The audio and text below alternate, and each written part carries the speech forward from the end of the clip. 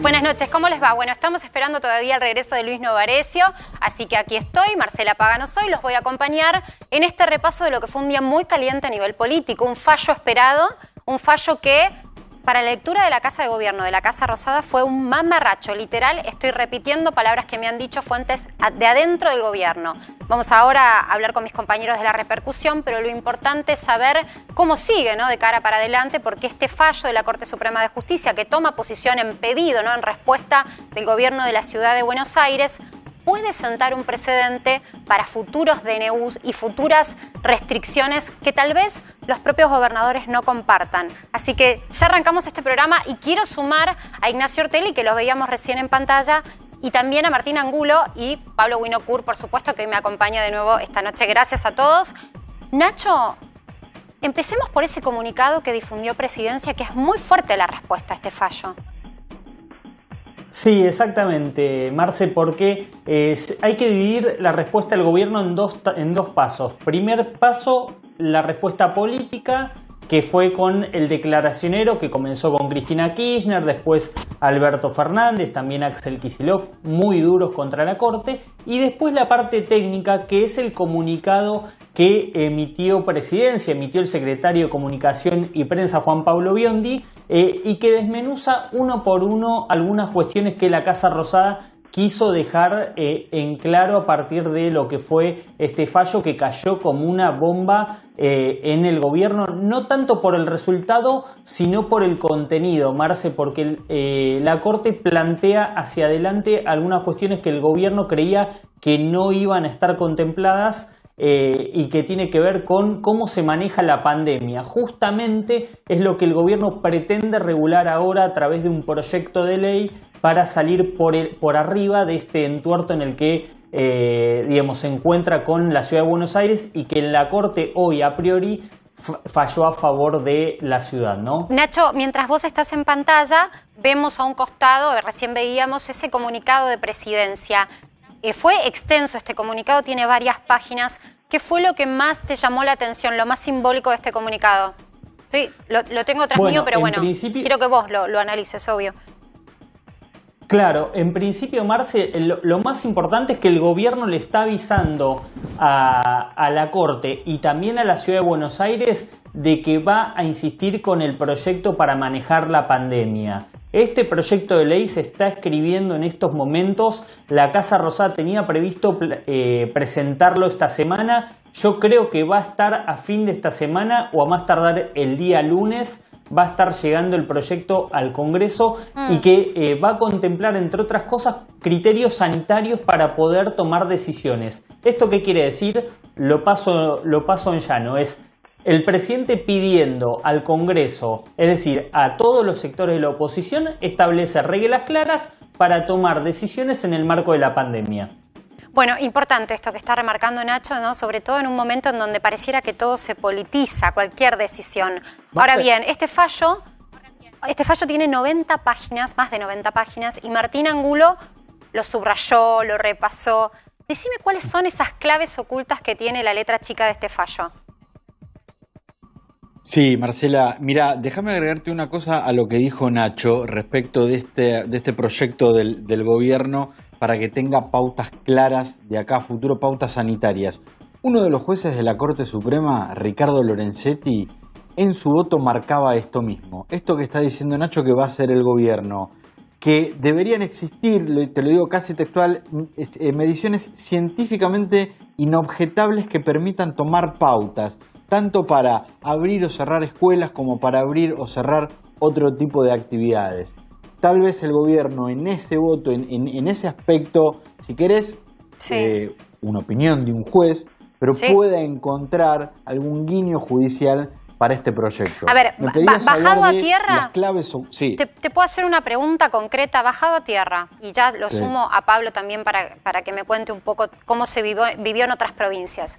Supongamos que en determinado distrito, Ciudad de Buenos Aires o en otra provincia, se analiza o no se comparte la restricción nocturna a partir de las 8 de la noche o que la gastronomía cierre a determinada hora. ¿Podrían las provincias decidir otro horario, por ejemplo, de ahora en adelante? Hoy lo que la Corte dijo es que las provincias del país, a la que suma la ciudad de Buenos Aires, tienen la autonomía para tomar sus decisiones. Por eso estamos en un país que es federal. Hay un gobierno central, pero las provincias tienen su autonomía. Esto hoy la Corte lo habla en general, pero lo enmarca en el tema de las clases. Sin duda, este es un fallo que de acá en adelante va a ser, si querés, una suerte de hoja de ruta para las próximas decisiones que se tengan que tomar en medida de restricciones. Porque la Corte, insisto, habla de las clases, porque este es el reclamo que hizo el gobierno de la Ciudad de Buenos Aires, pero también marca claramente la autonomía que tienen las provincias. Por lo tanto, si en el futuro llega a haber algún tipo de encontronazo entre el gobierno nacional y alguna provincia respecto a las restricciones que se pueden tomar, esa provincia puede sacar el fallo de la Corte y ponerlo sobre la mesa. Lo que no significa que el gobierno no pueda tomar la decisión, que eventualmente después tendrá una judicialización como en este caso. Claro, pero es sumamente importante lo que te está contando Martín, porque detrás de estas restricciones, perdón Nacho, detrás de estas restricciones hubo posiciones encontradas, no todas las provincias estaban de acuerdo, no todos los distritos estaban de acuerdo. ¿Qué me querías decir, Nacho? Sí, Marce, el punto 15 del comunicado que emitió Juan Pablo Biondi, ese es otro dato.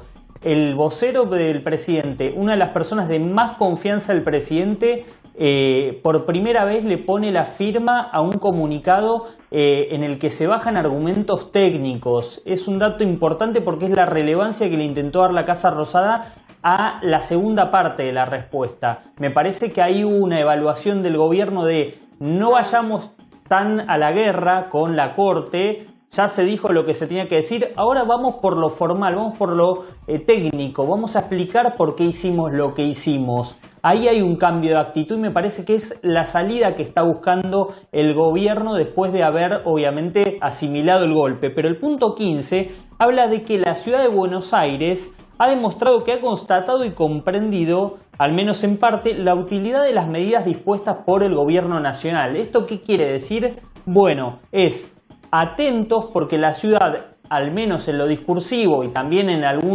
alguna resolución que ha tomado, ha validado las decisiones que hemos tomado para bajar la curva de contagios. Bueno, si me permiten, hecho, ahí me muevo y me sumo un poco con Pablo, ya que lo tengo cerca, ahí sí me acerco a él físicamente, chicos. A ver, hoy lo analizamos más temprano. Lo que están diciendo los chicos es clave. ¿Y ahora cómo seguimos para adelante? Pablo, ¿qué pasa con las provincias que estaban en disidencia con estas restricciones? Un comentario primero sobre el comunicado que también dice, marca también alguna pauta de, miren que en la provincia de Buenos Aires la curva se redujo más que en la ciudad de Buenos Aires, donde no se cumplieron la totalidad de las medidas. Con respecto a las otras provincias, a ver, tenemos una situación de Mendoza que tampoco está de acuerdo con la suspensión de las clases presenciales. Santa Fe, que está obligado por el alerta sanitario a suspender las clases presenciales en Rosario y en San Lorenzo, solamente acepta la medida por una semana y pide revisar los indicadores epidemiológicos por los cuales se toma esa medida. Córdoba, que está al borde del alerta sanitario, tampoco acepta suspender las clases presenciales. Y Entre Ríos, que es una provincia que también está muy alta de casos, alineada más con el gobierno de Alberto Fernández, sí suspende preventivamente pese a no estar obligado. Como se ve, una disparidad de situaciones. Y otro dato de último momento es que hace instantes terminó la reunión del Consejo Federal de Educación, eso es donde se juntan los ministros de educación de cada una de las provincias. Bueno, ahí Mendoza y la ciudad de Buenos Aires plantearon objeciones serias a la política educativo-sanitaria, lo ponemos en esos términos, del gobierno nacional. El resto, silencio, acompañamiento, objeciones parciales, pero a partir de ese silencio, acompañamiento, objeciones parciales, el gobierno nacional va a plantear que de 24 jurisdicciones, 22 están de acuerdo con la política educativa sanitaria que está proponiendo el gobierno nacional, y eso mismo es lo que van a llevar al Congreso. Bueno, pero es importante volver a repasar esto, ¿no? Hoy es la presencialidad en los colegios, pero mañana puede ser otra discusión. Esto es lo que te están poniendo en escena mis compañeros. Mañana puede ser por qué la gastronomía tiene que cerrar a determinada hora, que no cierra a esa hora. para nosotros no es criterio epidemiológico y si un gobernador lo plantea, tal vez tenga con este fallo la jurisprudencia para poder realizar sus propias consideraciones. Ahora, volviendo un poco al tema de la repercusión en la Casa Rosada, Nacho, de cara adelante, ¿cómo es el diálogo que se propone con el Poder Judicial? Ya sabemos que son poderes independientes, pero siempre hay un contacto estrecho. Bueno, la primera reacción de hoy del gobierno amenazaba con romper todos los puentes, ¿no? La acusación de que se estaba ante un golpe por parte de la Corte, la verdad que no cayó bien, eso igualmente lo puede explicar mejor Martín, pero al menos el gobierno con este comunicado, Marce, se propone otro camino. Hay un mea culpa por parte del gobierno está bien, teníamos criterios sanitarios, bueno, no fuimos lo suficientemente activos a la hora de explicarlo, no lo justificamos bien, nos equivocamos al decir primero la ministra de Salud que las escuelas no implicaban un riesgo sanitario y después Alberto Fernández firmar un decreto. Bueno, vamos por otro lado, vamos con un proyecto que opinen todos, que hablen todos para obviamente que el Poder Judicial, es una relación entre el gobierno y el Poder Judicial que nunca va a ser la mejor, siempre va a tener tensiones, pero que al menos no se le den excusas a aquellos jueces a los cuales cuestionamos para que después nos invaliden decretos o disposiciones del presidente. Ahora vamos a volver también, porque me interesa que Martín cuente un poco cómo se vio puertas adentro del Poder Judicial, pero déjame un condimento más de la parte política, porque tenemos ya a un compañero que está trabajando en el Ministerio de Educación. El punto es, al final Trota tenía razón, había trascendido que el ministro no estaba a favor de una nueva restricción en la presencialidad escolar. Nacho, en este sentido, ¿cobra otra vez fuerza o relevancia este ministro dentro del gabinete? Exactamente, Trota lo había advertido, o en todo caso exponía, tenemos que justificar por qué cerramos las escuelas. Bueno, no se dio como quería Trota, ahora parece que va a tener que recapitular el gobierno y al menos fundamentarlo. Bueno, ya está trabajando, les decía, Marcelo Padovani, que está justamente en el centro, en el epicentro de la escena que te narraba recién Pablo Winocurt, que es esta reunión, en realidad es una reunión virtual, pero Trota estaba en su despacho con los distintos referentes de educación de todas las gobernaciones. Hola Marce, ¿cómo estás? ¿Cómo te va, Marce? Buenas noches. Bueno, ¿recordás que el domingo estuvimos también aquí en el Ministerio de Educación, en el Palacio Sarmiento, y que pusimos al aire a Trota cuando hablaba y anticipaba esta cuestión? ¿Qué pasó? Bueno, el domingo Trota se reunió con la ministra Soledad Acuña de la Ciudad de Buenos Aires y no se pusieron de acuerdo, esto hay que decirlo, no se están poniendo de acuerdo el Gobierno Nacional y la Ciudad de Buenos Aires en este punto, en el de la presencialidad de las clases. Claro, ahora tenemos, Marce, el fallo de la Corte que ha sido en el día de hoy, este día martes, que ha generado tanta polémica, sobre todo en el oficialismo. 3 horas de reunión tuvo el ministro Trota con los 24 ministros, es decir, con todas las jurisdicciones, los ministros de todas las jurisdicciones de la República Argentina. Y Trota destacó, recién nos estaba escuchando a nuestros colegas columnistas, Trota destacó varias veces, te diría, en su alocución aquí a las puertas del ministerio, el hecho de haber consensuado con la mayoría de las provincias, 22 de 24 distritos en realidad, y la Ciudad de Buenos Aires también, ratificada su autonomía hoy por la Corte, esto de ponerse de acuerdo en suspender las clases presenciales en las zonas que son epidemiológicamente, eso quiero decir, complicadas en esta situación que estamos viviendo.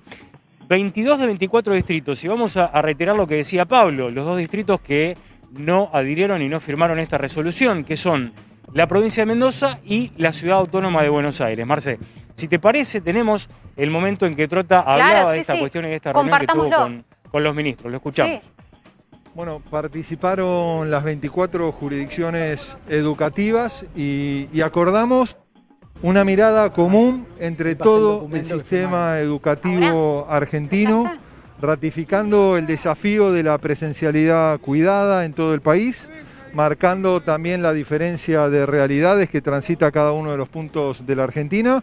Fue un debate franco, fue un debate abierto, extenso, pero acordamos esa mirada común en el marco de la pandemia del COVID-19, valorando el enorme esfuerzo de las familias, el enorme esfuerzo de los docentes, de toda la comunidad educativa. Al momento de la votación de esta resolución que hemos aprobado, se logró el voto mayoritario. Solo 2 jurisdicciones, la Ciudad de Buenos Aires y la provincia de Mendoza, se opusieron, pero el resto de todas las provincias argentinas aprobaron esta resolución que incluye...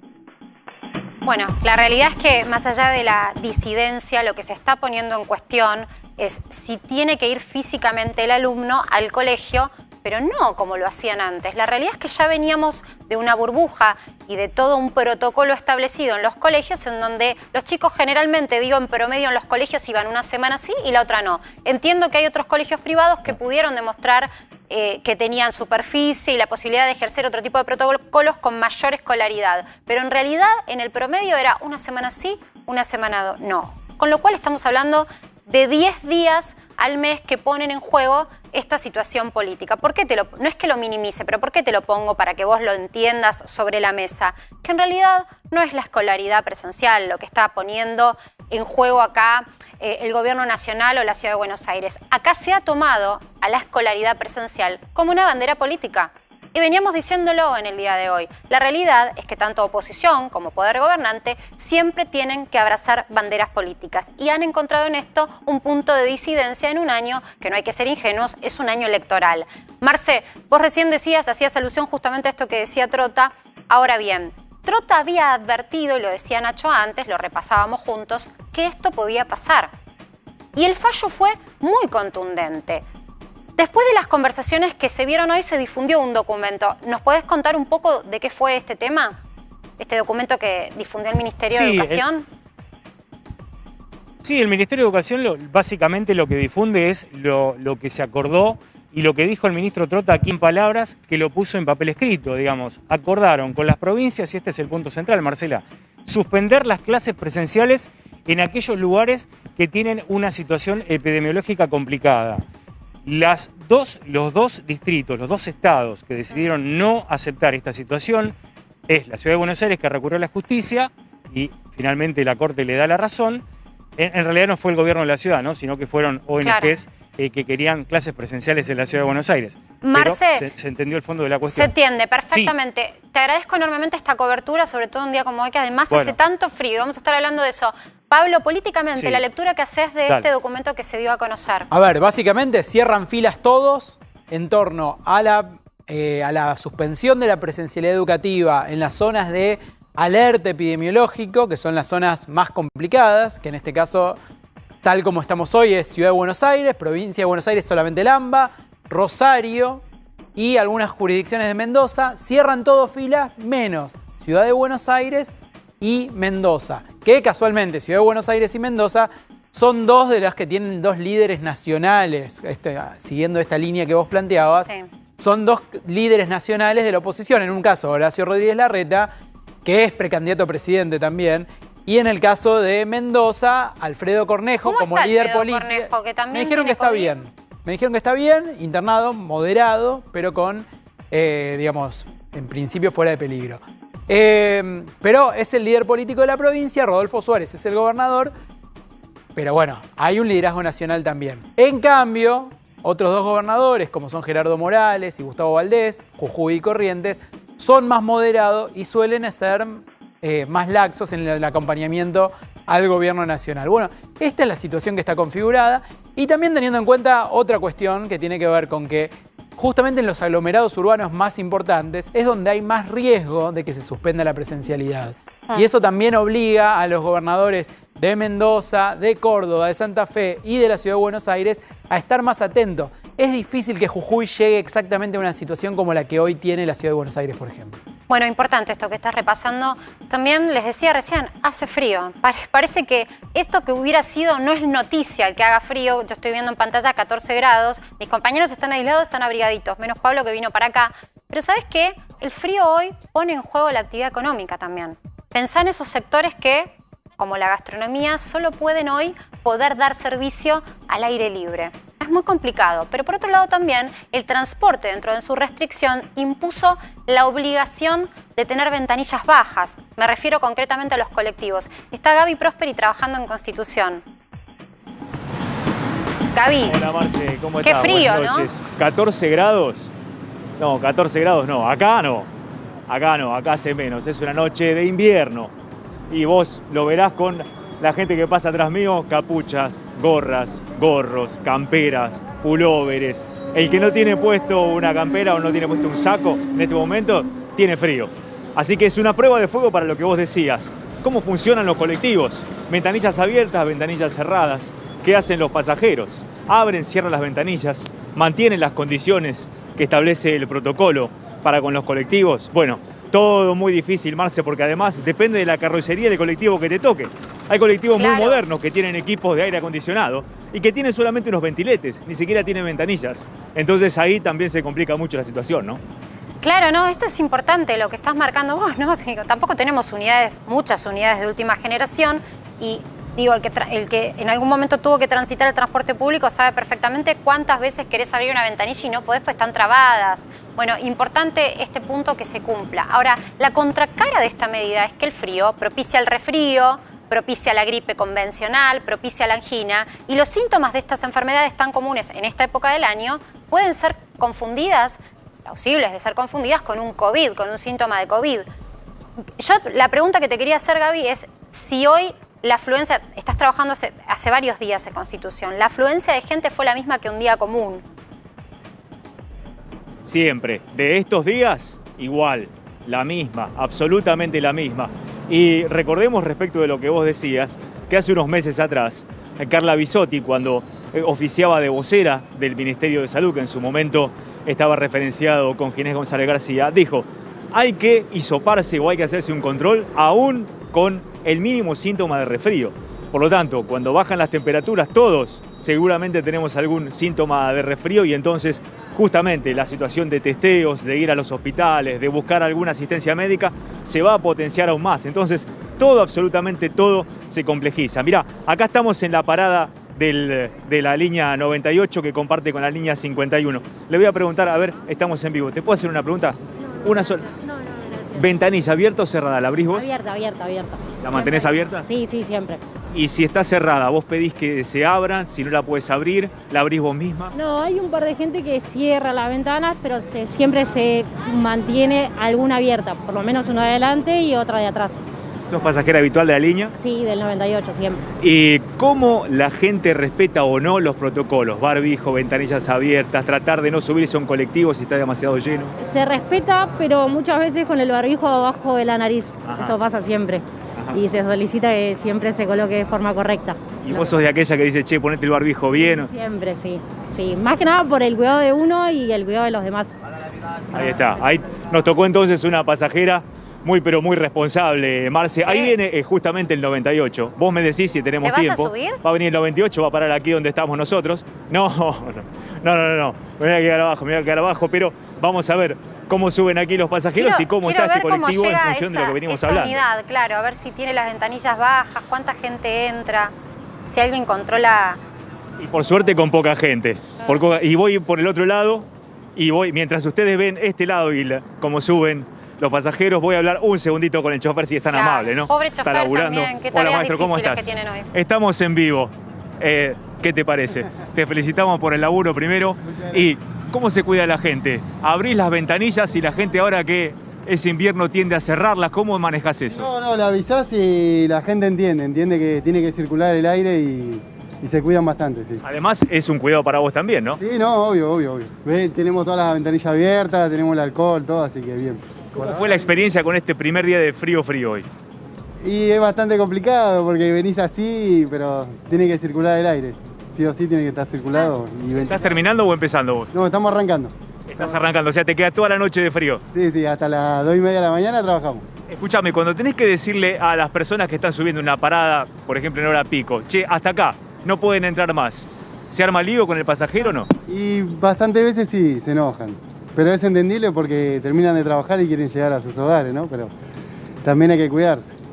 Muchas gracias. Vos fijate, Marce, lo fino de la situación para también los laburantes que están arriba, que le tienen que decir al pasajero porque son responsables. La situación en la que están, por eso yo decía, pobre, la situación en la que están quienes están al frente hoy del transporte público es muy complicada. Primero porque no quieren, y se les ha pedido, pero no quieren, con insistencia han rechazado el ser ellos quienes controlen el certificado. No quieren ponerse en contra de la gente, no quieren ponerse en contra de aquel que tiene que subir y viajar, que es un trabajador. Pero por otro lado también esto, que es decir, hasta acá no subas. Hasta acá es el límite de gente, claro, y aparte los horarios, digo, gente que está yendo a trabajar, que tiene que cumplir un horario, es muy complicado, ¿no? Es la lucha de trabajadores contra trabajadores, en definitiva, lo que se propone con esta restricción. Absolutamente. Mira, Marce, ese colectivo de la línea 102, al que hacíamos referencia antes, con equipo de aire acondicionado, ¿ves los ventiletes que tiene arriba? Son muy pequeños, muy chiquitos, para que corra el aire. Si ese colectivo tiene 10 o 15 pasajeros parados, realmente se hace muy difícil la circulación de aire dentro de ese habitáculo. Pero claro, está preparado para un sistema de aire acondicionado. ¿Quién iba a decir, el que hizo esa carrocería, que iba a tener que enfrentar una pandemia? Así tienen que estar las autoridades para disponer otro tipo de medidas. En todo caso, prohibir esos ventiletes y hacer ventanales mucho más grandes, ¿no? Gracias, Gaby. Brillante toda la cobertura. Esto es lo que pasa en la calle. Esto es lo que está pasando en Constitución y en cualquiera de esos lugares de transbordo donde hay muchos de estos epicentros. La llegada de Ciudad de Buenos Aires a Gran Buenos Aires y viceversa. Para ir a trabajar todos los días es esta situación. Pero por lo pronto yo recién les manifestaba, fíjate a lo que hemos llegado con esta locura de la pandemia, que un frío hoy es riesgo económico, pone en riesgo la salud, pone en riesgo que te tengas que hisopar. Por eso quiero retomar este tema con el doctor Debac, que ya nos está escuchando, Roberto Debac. Bueno, él es vicepresidente de la Asociación Latinoamericana de Infectología Pediátrica, pero además ha sido asesor del presidente, ha sido consultado permanentemente, así que es fuente más que autorizada para guiarnos a entender un poco qué hacer con estos primeros fríos, ¿no, doctor? En donde uno puede tener esos síntomas parecidos a, pero tal vez es solo un resfrío o una gripe convencional. Buenas noches, Marcela. Hola. No he tenido el gusto de ser asesor de presidencia. Yo pensé que te convocaban y te llamaban en esas reuniones. ¿Te acordás hace un tiempo? Perdón que tuve que corregir. No, por favor. Pero realmente... Sí, te subí arriba del currículum en un puntito, pero lo eliminamos. Bueno, sí que tenés absoluta razón en lo que es el frío. El frío es una variable, pero no solo de otras enfermedades respiratorias que pueden concomitantemente, por ejemplo, como la gripe, confundir los síntomas, porque una gripe común, al igual que el COVID, puede comenzar con fiebre, dolor de cuerpo, cefalea, decaimiento. Pero el problema ahora está específicamente en que las bajas temperaturas pueden aumentar la transmisibilidad de COVID. Entonces yo hace unas semanas hablaba de este fenómeno que figurativamente llamé el huracán COVID, es decir, hace 6 semanas venía un huracán y se demostró que a través de las variantes que circulan, los pocos testeos, el poco acceso a las vacunas, se iba a producir este incremento exponencial de casos que ha ocurrido. Pero también ahora, en estos últimos días, con este descenso que ha habido también, que bueno, en el día de hoy produce un repique, pero ha venido una tendencia en descenso, es lo que figurativamente me parece que es el huracán, el ojo del huracán. Es decir, un periodo de calma antes que nuevamente empiece a incrementarse en forma rápida. ¿Y por qué? Porque la única variante, Marcela, que se ha modificado es la variante de la temperatura. Cuando empezaron a aumentar hace 3 semanas la circulación del virus, fue concomitante una semana previa con temperaturas medias bajas, que no sé si recuerdan que hace 3 semanas hubo una semana de temperaturas más bajas. Sí. Eso produjo el incremento. Ahora, las temperaturas en las últimas 2 a 3 semanas produce también una disminución de la transmisión del virus por el tipo de actividades al aire libre que hay. Ahora, si en este momento baja la temperatura y empieza a pasar cuestiones de la ventilación del medio de transporte, empiezan las personas a estar más en sus casas, más en lugares cerrados, existe esta probabilidad de mayor transmisibilidad, que esperemos la única manera que haya para reducirla. Hay 2 escenarios.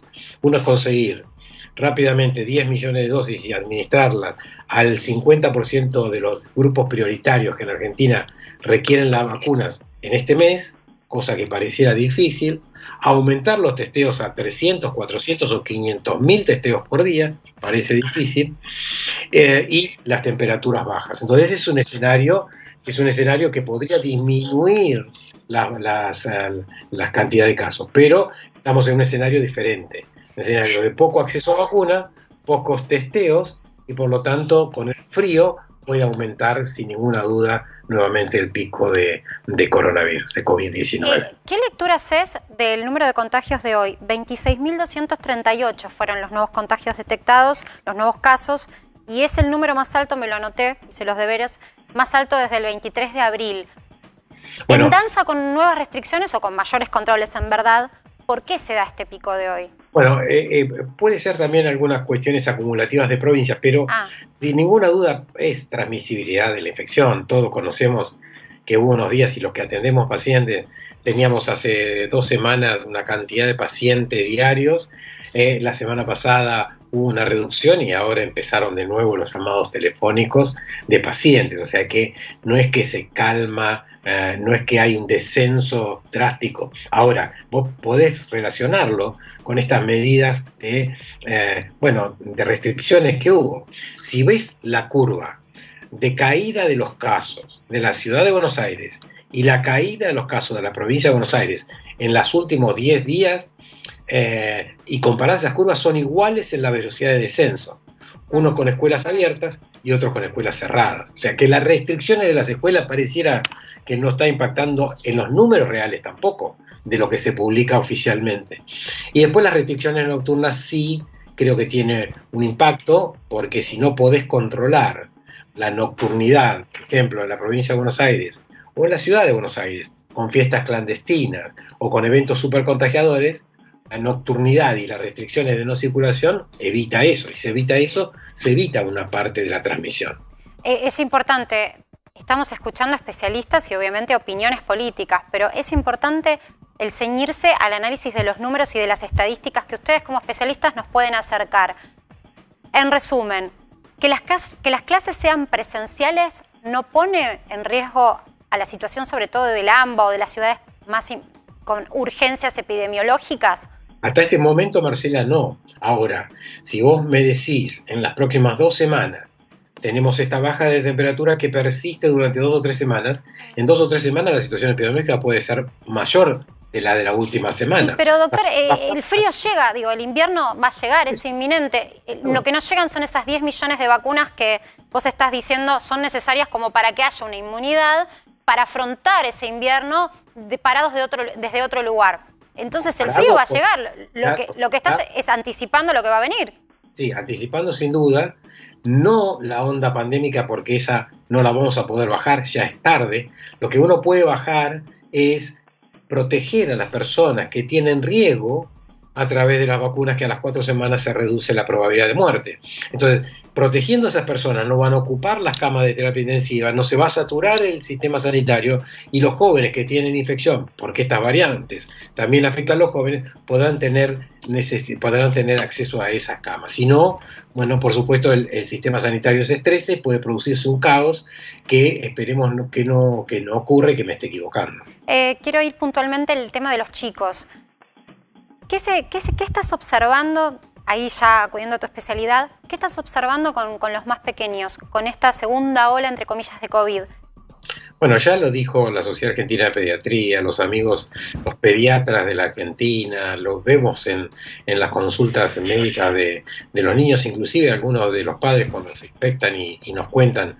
O sea, el impacto emocional en los niños luego de haber pasado la pandemia y luego haberse reinsertado en una escolaridad presencial en este año, realmente volver a restricciones tienen que ser tomadas muy estrictamente basadas en emergencias. Es decir, yo no digo que las escuelas no tienen que estar abiertas, no tienen que estar cerradas. Digo que este es el momento que posiblemente tengamos todavía tiempo para tener presencialidad, porque en el futuro de las próximas semanas posiblemente las escuelas tengan que estar cerradas por 2 circunstancias. Una es porque los docentes se contagian, por lo tanto hay ausentismo de docentes, los niños están en burbujas que sus padres puedan tener infección y por lo tanto no van a los colegios, se reduce la cantidad de personas y también se van a tomar seguramente medidas restrictivas de movimiento de personas y eso va a impactar en las escuelas. O sea, yo no digo que las escuelas no se vayan a cerrar tarde o temprano, pero creo que ahora no es el momento para cerrarlas. Me parece muy interesante tomar el tema de la psiquis, de la emocionalidad en los más chiquititos. Eso es una discusión que hay que dar no solo con los más chicos, sino con toda la población. El cuidarse, porque la salud es algo integral. Pero puntualmente quiero preguntarte sobre qué estás notando vos de estas nuevas variantes en los contagios que se dieron en niños. ¿Hay mayor gravedad también en los niños? Porque ya vemos que en los adultos jóvenes sí. Parecía que no era para tanto, pero sí, para los adultos jóvenes es muy complicada esta segunda ola con las variantes de Manaos, que sobre todo fue la más importante acá en Argentina. Es muy importante esto que decís, porque se piensa o se comunicó que los niños tenían mayor gravedad, que las terapias intensivas pediátricas en Buenos Aires estaban colmadas de niños. Bueno, la Sociedad Argentina de Pediatría, la doctora Gentile, Eduardo López y algunos más, dimos una voz de que esto no nos parecía que era así, no era así. Es decir, los niños, si vos tenés que el año pasado un día había 18.000 casos, hay una cantidad de niños proporcional a esos 18.000 casos. Ahora, si tenés un día como hoy de 30.000 casos, la proporción de niños va a ser mayor, porque la probabilidad de contagio del niño va a ser mayor desde el punto de vista de la transmisión de los adultos. Razón por la cual no es la gravedad, sino la probabilidad. Ahora, la gravedad es mayor también en relación con las variantes y los adultos jóvenes. Bueno, hay algunos que hablan de que hay una variante que es la del Reino Unido que tiene mayor severidad, luego se discute. Lo que sí se sabe es que es mayormente transmisible Manaos, Reino Unido y una variante que se llama andina, que también circula en la región y en la Argentina. Al haber mayor transmisibilidad, si antes teníamos una transmisibilidad determinada y ahora la tenemos 50 o 70% mayor transmisibilidad, es más la cantidad de personas que se contagian y ese 10% de personas que requieren una asistencia hospitalaria es mayor también proporcional.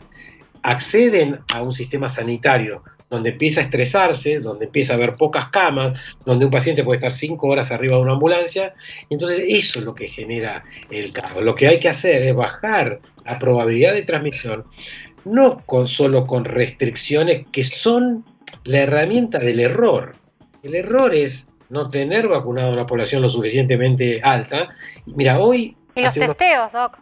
Ahora leí hace unos días en la Organización Mundial de la Salud que dice que por cada test positivo de PCR, ese país, para poder controlar la velocidad de transmisión, tiene que tener entre 10 y 30 test negativos, o sea, 10 a 30 personas más que se deberían estudiar. Y esto quiere decir que si en Argentina hacemos 100.000 test, mínimamente debemos hacer 1.000.000 por día.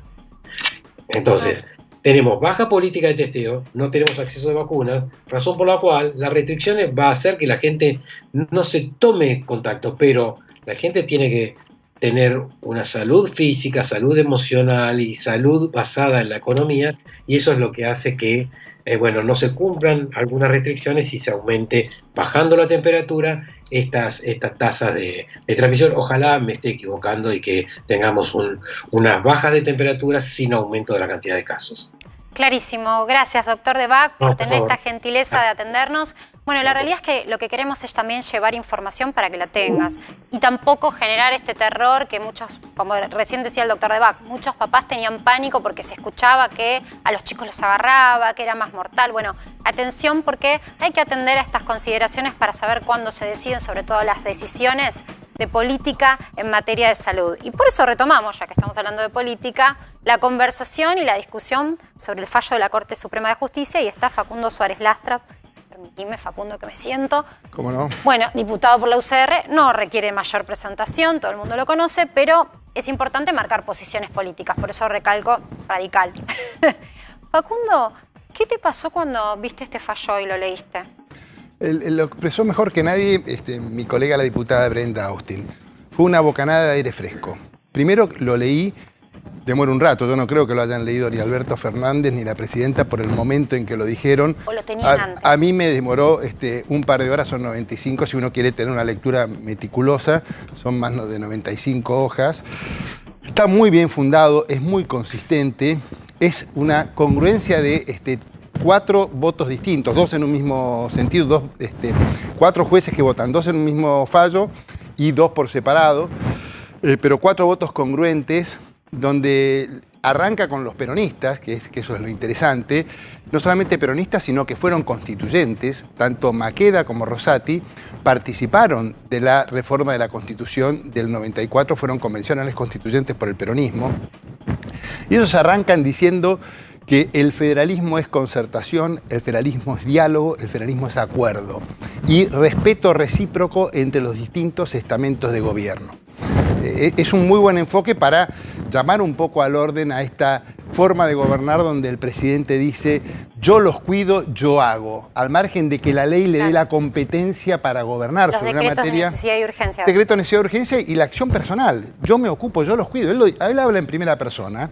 Él es el presidente, votado por la nación, pero hay gobiernos en cada una de las provincias argentinas y la ciudad de Buenos Aires, como bien dice el fallo de la Corte, que también deja saldado para siempre la idea de que la ciudad de Buenos Aires es a los efectos de la Constitución equivalente a una provincia en el sistema federal y tiene los mismos derechos y obligaciones que el resto de las provincias argentinas. A mí me parece fundamental el análisis que estás haciendo porque en realidad, más allá de este debate que hay que dar con especialistas, como escuchábamos recién la opinión del doctor Debag, de cuán complicado puede ser en la situación epidemiológica actual que tenemos en Argentina la presencialidad de los colegios, parece que eso queda por detrás con semejante fallo tan contundente, tan potente, ¿no? Porque en realidad lo que viene por delante son las preguntas típicas. Bueno, y entonces si el gobierno de la ciudad no está de acuerdo con la restricción nocturna, con bajar a personas del transporte público que no sean esenciales. Si el gobierno de la ciudad o cualquier otro gobernador decidiera que esas personas van a trabajar, y no importa si son esenciales o no, pueden usar transporte público, ¿podrían con este fallo agarrarse de la letra chica del fallo para poder propiciar medidas propias para su propia región? Todo depende el fallo es muy prudente y el fallo toma un solo punto, que es el punto que la ciudad cuestiona, porque la ciudad no cuestionó los otros puntos y de hecho no solamente no los cuestionó, los reconoce y los acompaña y están siendo cumplidos. Yo diría que hasta en la ciudad de Buenos Aires se cumplen con más rigor las limitaciones, por lo menos por lo que podemos ver en los canales de televisión, que en la propia provincia de Buenos Aires. ¿A qué te referís, Diego? A la circulación, a la circulación, el desarrollo de... y pasa que la cantidad de población también, por ejemplo, en Gran Buenos Aires a verse... Yo entiendo la complejidad y lo entiendo más que nadie. Yo trabajé en temas de la región metropolitana durante mucho tiempo, presidí un órgano vinculado que tenía como objeto generar un órgano de planificación interjurisdiccional entre la ciudad, la provincia para la región metropolitana. Tengo un proyecto de ley en ese sentido, he conversado con cada uno, digamos, hoy, por decir una manera, no está mi abuela para contarlo, un especialista en la materia, la conozco y conozco la complejidad de la región metropolitana y conozco que no es lo mismo González Catán que la Paternal. No, pero digo, más allá de eso y de la densidad poblacional, digo, tampoco tenés empleados para controlar cada parada de... Mirá lo que pasó con el subte. No, tuvieron que cerrar algunas estaciones para poder controlar y concentrar en algunas el control, pero se concentró también la gente. Entonces vos decís, ¿control o riesgo epidemiológico? Bueno, y lo que hizo, la congestión que hizo Kicillof el otro en día la fue General tremendo, Paz, en la Panamericana. Todo, nada razonable. No, es como que hay que ir un poco más por el lado de la conciencia ciudadana. Totalmente, apelar a la capacidad de los ciudadanos de entender, de colaborar, y me parece que eso es lo que está haciendo la ciudad conversando con la nación. A mí me parece que este fallo es muy instructivo. Tiene el voto de Rosenkrantz es muy importante, es muy importante porque dice que, una cosa muy interesante, dice que la emergencia no es una franquicia para que se vulneren los derechos y que las restricciones tienen que tener una racionalidad y una temporalidad.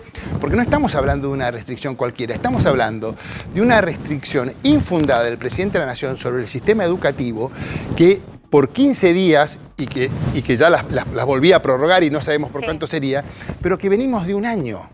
Digamos, hablamos de los primarios. ¿Por qué no hablamos de los secundarios? Yo tengo una hija que está en el secundario, tengo hijos más grandes y una hija en el secundario. Cuando una chica o un joven de 15, 16 años tiene 2 años sin clases, es el 40% de su ciclo secundario. Hay un derecho a la educación y a que hagamos una obligación de que el esfuerzo que hagamos por preservar las condiciones en que se va a educar la sociedad argentina se cayeron 1,5 millones de alumnos del sistema educativo. Entonces, diste en un tema que para mí es el tema central, porque más allá de la discusión que de ahora en adelante se va a dar sobre cómo están nuestros docentes, cuál es el porcentaje de población docente vacunadas, estamos en condiciones de volver, estamos en condiciones de retomar la presencialidad, me parece que lo más relevante que se tiene que empezar a discutir, y decime si estás de acuerdo o no, es el punto de cuál es la foto actual de lo que pasa con la educación. No todos los chicos en Argentina, porque Argentina no tiene esa infraestructura, pudieron conectarse a una computadora y mantener su ciclo lectivo el año pasado. Por otro lado, aquellos que pudieron hacerlo, no estamos en condiciones de afirmar que el 100% aprendió.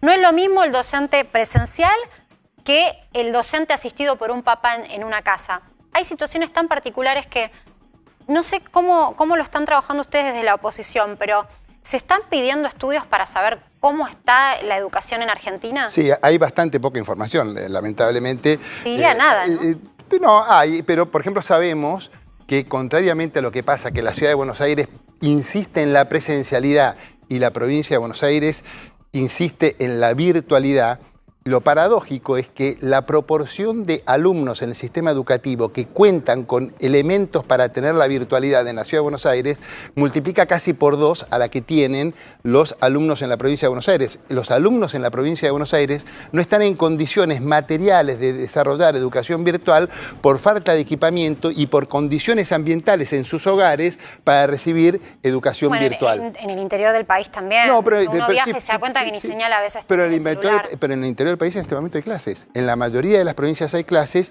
y lo que sostiene muy bien este fallo es que el presidente se intrometió en una competencia que es específica de la ciudad. El artículo preferido de Sarmiento, el gran educador argentino, era el artículo 5. El artículo 5 de la Constitución dice que cada provincia, y la ciudad es a estos efectos una provincia, debe elegir un gobierno republicano conforme a la Constitución y garantizar la provisión de justicia, un régimen municipal de gobierno y la educación primaria. La Constitución le atribuye a los gobiernos locales, a la ciudad y a cada una de las provincias eso. Entonces, a título de que el presidente dice, no, de la Ciudad de Buenos Aires me ocupo yo, como si no hubiera reforma de la Constitución, como si no hubiera cambiado todo, el presidente dijo, este fallo es decrépito. Sí. Y yo creo que decrépito le cabe a él, porque tiene un razonamiento decrépito que es pre-1994. Parece que él estudió y fue profesor antes de la reforma constitucional y no reconoce que con la reforma de la constitucional, la sociedad argentina organizada en constituyente le dio estos poderes a la Ciudad de Buenos Aires. Y el presidente lo desconoce, lo mismo que dice la vicepresidenta cuando dice esto es un golpe. ¿Saben lo que es un golpe, Marcela? Un golpe es que a un gobierno elegido por el pueblo, como es el gobierno de la ciudad, que tiene una buena gestión educativa y de salud, porque supongamos que esto es un partido de fútbol, y tenemos enfrente un virus, que es el equipo de enfrente, y lo tenemos que enfrentar. Yo quiero de 5 de contención a Quirós y de volante de ataque a Rodríguez Larreta.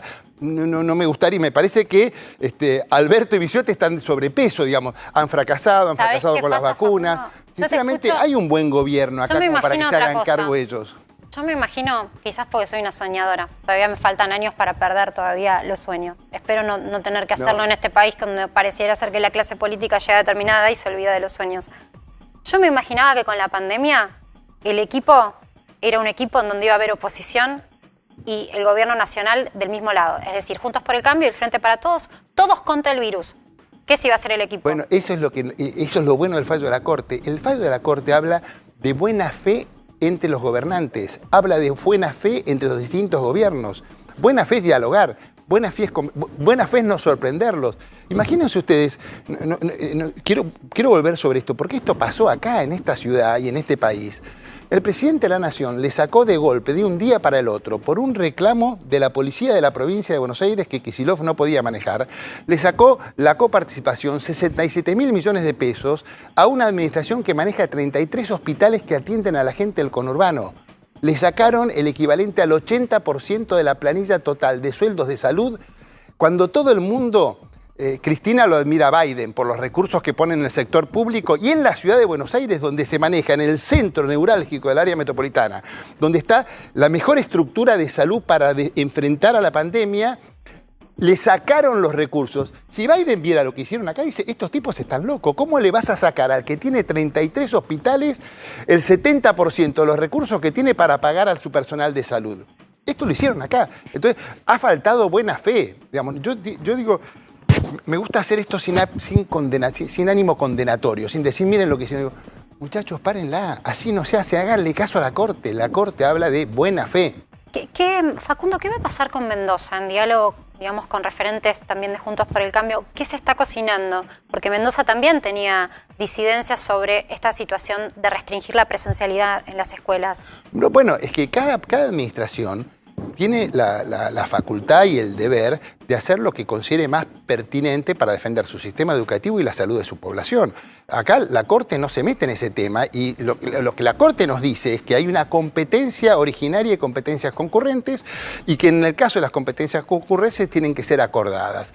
Acá no hubo acuerdo, acá a la mañana del día que el presidente dijo se suspenden las clases, el ministro de Educación y la ministra de Salud decían que había que defender la presencialidad. Y ante el Consejo Federal Educativo, esa misma mañana que el presidente dijo yo por mí mismo suspendo las clases, ese mismo día habían dicho que iban a procurar defender la presencialidad, porque se va entendiendo que es imprescindible sostener lo más posible la educación de la mejor forma que sea posible y no hay fanatismos pro presencialidad. Si la cuestión se fue a complicar y se comprueba que la movilidad y que hay una enorme cantidad de contagios, una cosa que dice la Corte que también es muy buena es que faltó demostración de la evidencia. Digamos, dijeron no hubo relación entre la decisión tomada y la evidencia. No hay contagiados en el sector educativo que trasciendan, que sean mayores que en los otros sistemas. No hay una movilidad importante, por eso digo, falta de desconocimiento de la región metropolitana.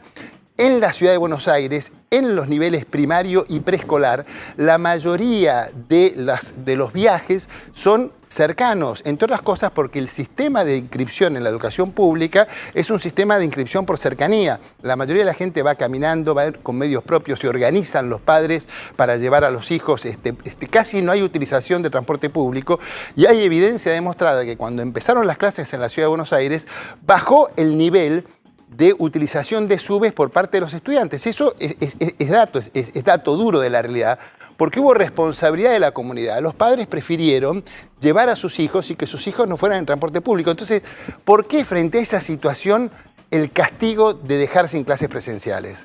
Facundo, quiero darle pie a mi compañero Pablo Winocur que te quiere preguntar también. Facundo, ¿cómo va? Hola. Ahora se va a trasladar el debate al Congreso. El gobierno va a presentar un proyecto para indicar algunos indicadores epidemiológicos para delegarle facultades para que pueda activar. ¿Cuál va a ser la posición de ustedes en torno al tema? No, de las delegaciones facultades las vamos a ver, las que sean absolutamente necesarias, imprescindibles.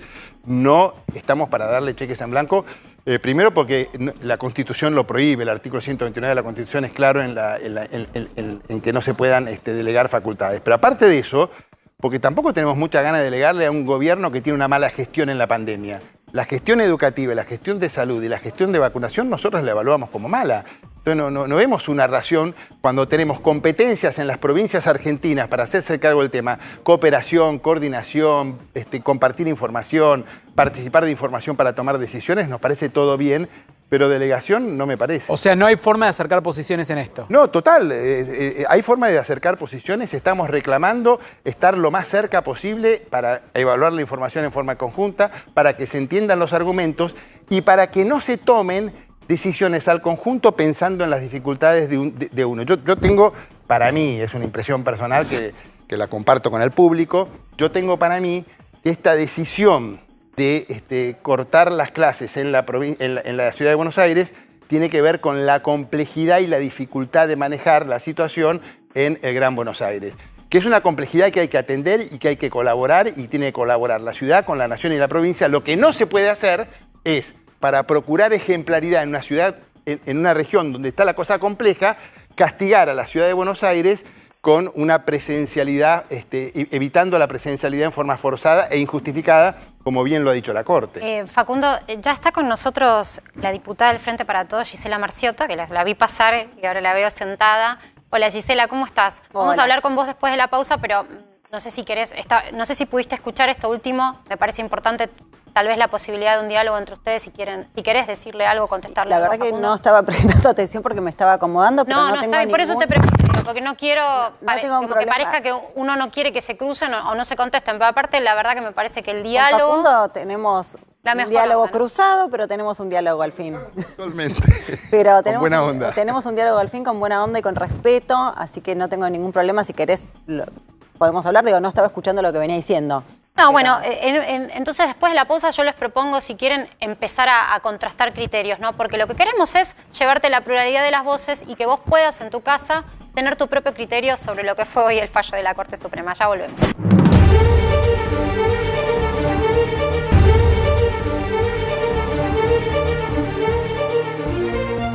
Seguimos en Dicho Esto y hay información de ahora, de último momento, que tiene que ver con vacunación. Último momento, entonces, la embajada china en la Argentina anunció que se alcanzó un acuerdo con la Argentina para poder empezar a producir en el país la vacuna de Sinopharm.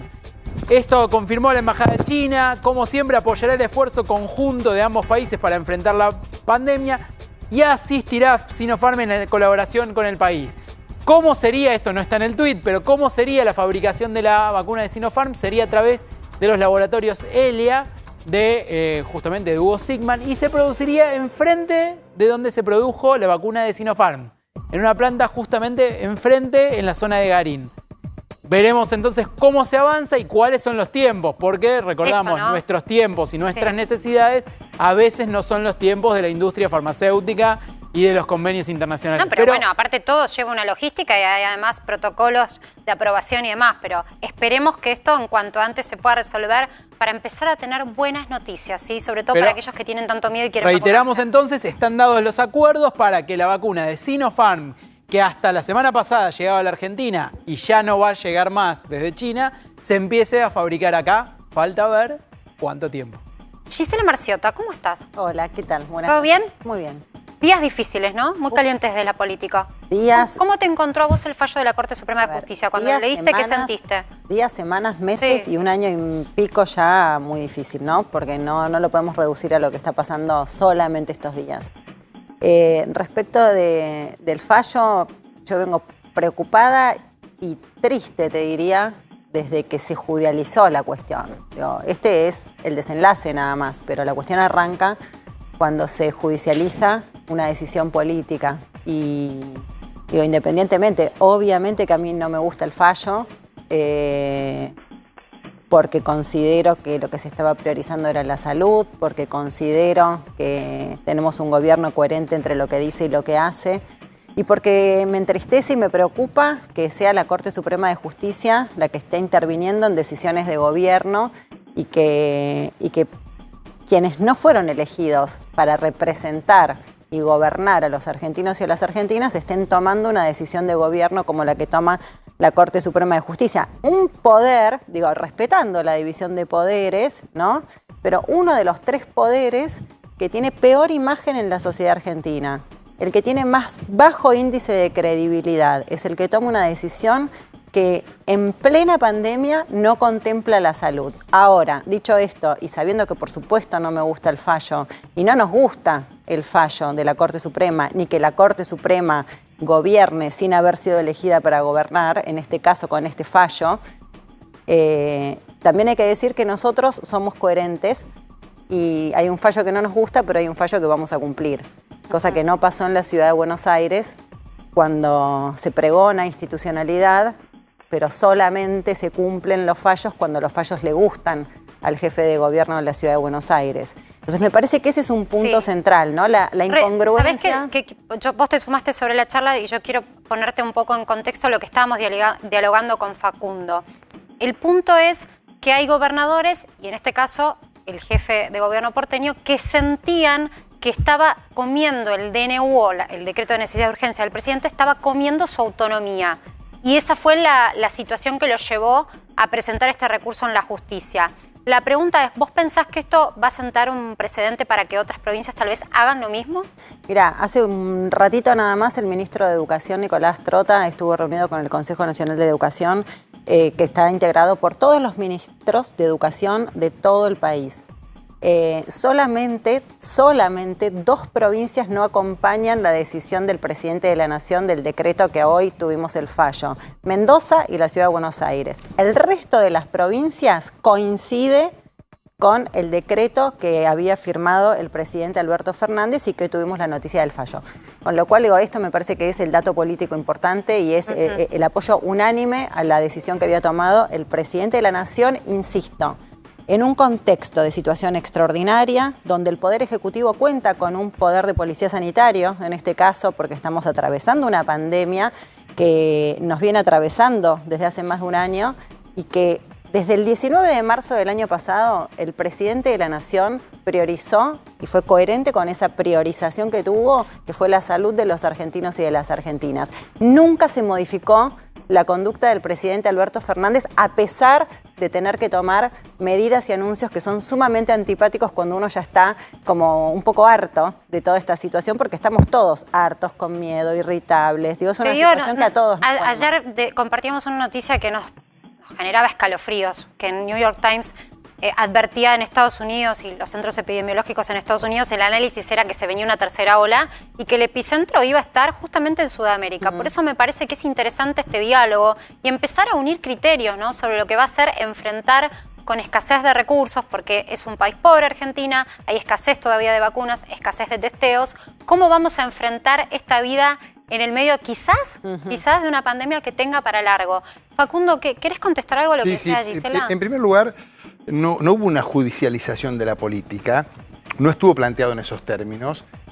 Lo que hubo fue un reclamo judicial frente a un avasallamiento de las competencias del gobierno de la ciudad, que no es judicializar la política. Es decir, si se vulnera la Constitución y si el gobierno nacional, en una actitud centralista y unitaria, se hace cargo, sin fundamento legal alguno, de una competencia que es propia de la Ciudad de Buenos Aires, corresponde a la Corte Suprema de Justicia, porque la ciudad lo reclama, que digan, bueno, haga preservar mis derechos a gobernar. A mí me votó el pueblo para gobernar la Ciudad de Buenos Aires, no tiene por qué el presidente decir, yo en esta ciudad voy a tomar esta decisión, porque no tiene poderes para eso. Entonces, no es un tema de judicializar un programa de gobierno. Y es más, y la Corte ha sido muy prudente, porque lo ha dejado tan en claro, me parece que Gisela lo haber leído muy rápido el fallo, porque la Corte dice con mucha claridad que no se mete a discutir ni a valorar las estrategias de política gubernamental ni sanitaria, simplemente está respondiendo a la inquietud de un gobernante que dice, se arrogaron mis poderes, sin consultarme tomaron una decisión, eso es impropio del sistema constitucional, y la Corte dice no, así no se hace. Y convoca a la buena fe, convoca al diálogo y no se mete, o sea, no está gobernando, está haciendo, y yo creo que ese es el problema que tiene el gobierno, y está con toda claridad la mala interpretación que hace del derecho y del sistema institucional argentino. La presidenta ya lo ha dicho, que esto es antiguo, la división de poderes, que cómo van a tomar decisiones los que no los votan. Los jueces y la Corte Suprema de la Justicia en todos los sistemas republicanos de las sociedades democráticas en el planeta Tierra tienen como poder funcionar como contrapoder, no son votadas electivamente por los pueblos y tienen como garantía, tienen como tarea garantizar que se cumplan las leyes. Acá ha habido la violación de una ley, acá ha habido la violación de la Constitución, la Corte no ha gobernado, la Corte ha estado a derecho. Por eso yo digo que hubo una bocanada de aire fresco. La Corte no gobernó, la Corte no está gobernando, la Corte está haciendo que los que gobernamos, gobernemos conforme a la Constitución y a la ley. El punto clave entonces sigue siendo la decisión sobre la autonomía. Gisela, sobre este tema... Me parece que la prioridad hoy tiene que ser la salud. Me parece un debate tan periférico hoy, teniendo la situación sanitaria que tenemos en la Ciudad de Buenos Aires, que, bueno, voy a tomar y celebro escuchar a Facundo hablar de gobernar la Ciudad de Buenos Aires, porque justamente lo que siento que falta en la Ciudad de Buenos Aires es que se gobierne la Ciudad de Buenos Aires. Yo le pido encarecidamente al jefe de gobierno de la Ciudad de Buenos Aires que empiece a ser jefe de gobierno de la Ciudad de Buenos Aires y que deje de ser intendente de la Ciudad de Buenos Aires, porque se necesita que tome decisiones de gobierno, que son las que faltan, y por eso tenemos un presidente responsable que toma las decisiones que no toma porque un presidente no puede discutir su secretario de Energía, que no controla su gabinete, y vos hablás de hacerse gobernar. Facundo, ya empezamos con la interrupción y el diálogo así dijimos que no funciona. Vos te pasaste checaneando hace 2 minutos, estamos hablando de salud y te pasaste criticando a Rodríguez Larreta como si fuera... yo hablé de cosas generales, vos empezaste con los caños. No, yo estoy contando lo que pasa en la Ciudad de Buenos Aires con un jefe de gobierno que en vez de ejercer como tal, oficia de intendente, poniendo macetas, haciendo bicisendas y poniendo la ciudad con colores amarillos. La verdad que en un momento de pandemia es cuando se demuestra efectivamente si está en condiciones de tomar las decisiones que tiene que tomar, que son para resolver y para cuidarnos a los vecinos y a las vecinas de la Ciudad de Buenos Aires. Por ejemplo, y no hablemos, si querés, de educación, porque igual... es un tema que se quieren arrogar ahora y que hace años que vienen, sabemos, subejecutando el presupuesto, pero no es el tema en cuestión. El tema en cuestión son las decisiones que toma, que no toma, en realidad, como por ejemplo controlar en la Ciudad de Buenos Aires que se cumplan con las restricciones de circulación. No hay controles en ninguna de las esquinas de la Ciudad de Buenos Aires. Eso le corresponde al jefe de gobierno de la Ciudad de Buenos Aires. Como tal, debería ser responsable de esto. A mí, por ejemplo, yo circulo, porque soy personal esencial y circulo. Jamás, y no sé a cuántos de los que están acá, le pregunto a los que están fuera de cámara, a los que están al aire, ¿a cuántos de los que están acá los paró un control en la Ciudad de Buenos Aires pidiéndoles el permiso de circulación? No se controla en la Ciudad de Buenos Aires que se cumpla con las restricciones. Eso es. Yo vivo en la Ciudad de Buenos Aires y represento a los vecinos de la Ciudad de Buenos Aires en el Congreso de la Nación. Y estamos hablando y estoy pidiéndole, y se lo vengo pidiendo, y lo sabés, Facundo, el tema del diálogo, la coherencia entre lo que se dice y lo que se hace. Necesitamos poder hablar, necesitamos poder dialogar con el jefe de gobierno de la Ciudad de Buenos Aires para acompañarlo en decisiones quizás antipáticas que tenga que tomar para poder cuidarnos a los porteños y a las porteñas y para que no explote el sistema sanitario. Es contrafáctico lo que voy a decir, pero si no hubiera tomado la decisión que tomó el presidente de la Nación, Alberto Fernández, las restricciones que se tomaron hace 2 semanas, ¿qué hubiera pasado con el sistema sanitario en la Ciudad de Buenos Aires, que depende del intendente que tenemos, que no ejerce como jefe de gobierno, que me encantaría que empiece a gobernar la Ciudad de Buenos Aires y a tomar las medidas que tiene que tomar? Yo, sinceramente, yo tengo una mirada, te digo, como ciudadano, soy diputado, fui intendente, goberné la ciudad, la conozco sus hospitales, pero te digo como ciudadano, yo lo escucho hablar a Quirós. Lo escucho, sus planes, su tarea, cómo se desenvuelve, cómo le explica a la población, cómo da la cara y da razones y explica cómo tienen funcionamiento, cómo se hicieron los testeos en la Ciudad de Buenos Aires, cómo yo que tengo 67 años y expiré el turno y no tuve vacunatorio VIP y me vacuné y me metí por la computadora y me salió y fui a Luna Park y en 15 minutos fui vacunado como corresponde. Yo veo cómo funciona esto.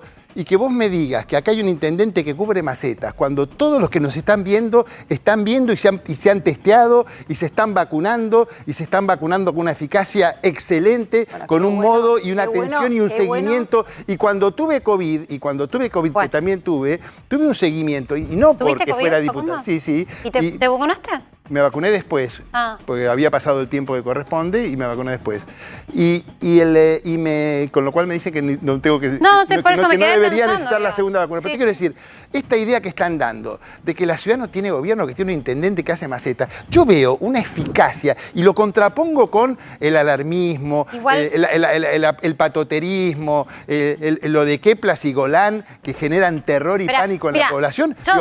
Me dan a elegir Quirós contra Golán, pero toda la vida Quirós. Facundo, déjame rescatar un punto. Entre vos, que en realidad sos radical, digo, ¿no? Y eso también habla un poco de tu formación. Y Gisela, que viene y que también tiene esta vocación de diálogo. A mí me parece que esto es lo que hay que buscar más. Claro. Estos cruces, estos diálogos respetuosos, poner sobre la mesa posiciones encontradas, ¿pero para qué? Para contrastar y tratar de hacer una Argentina un poco más constructiva en una pandemia que, como decíamos hace un rato, quizás vamos a tener a Adrián Sack desde Estados Unidos, viene para quedarse por un rato más. Están hablando de una tercera ola, así que este diálogo constructivo yo le propongo lo recreamos en otro programa porque tenemos que ir a un corte y ya volvemos.